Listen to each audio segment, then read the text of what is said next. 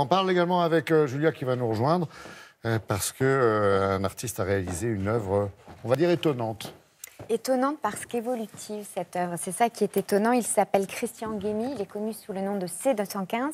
Il est street artiste, pochoiriste. Il a réalisé cette œuvre qu'on a pu découvrir au moment des commémorations en début de cette semaine. Alors, 11 visages, 4 ans après, on rend hommage aux 11 victimes de la rédaction du journal Oui, satirique. il y a Michel Renaud qui était invité ce jour-là, qui est en bas, là, qu'on voit. Voilà. Exactement. Alors, on est rue Appert, dans le 11e arrondissement, évidemment.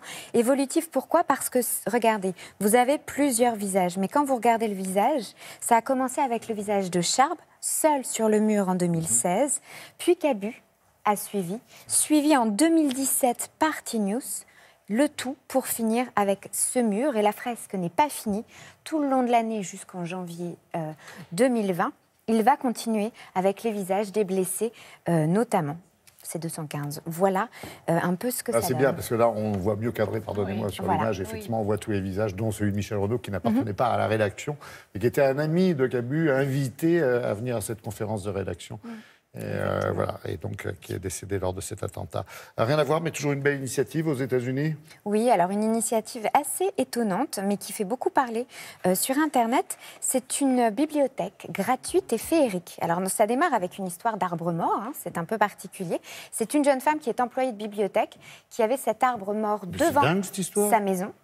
Il est vide, il est creux puisqu'il est mort, et elle l'a réhabilité, réaménagé pour que les gens puissent, quand ils passent, prendre un livre ou deux et s'y arrêter parce qu'on peut s'asseoir.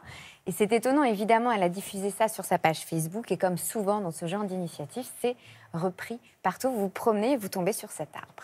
Ouais, c'est marrant, même dans des rues, j'allais dire, plus commerçantes aux États-Unis, on retrouve ce phénomène de vouloir ouvrir des librairies comme ça, accessibles aux passants, avec des étagères un peu partout. En libre service. On peut se servir exactement en libre service. C'est rigolo. Et là, un vieil arbre comme ça, ça fait... Vous dites féerique, c'est vrai qu'on se croirait dans un conte presque de Grimm.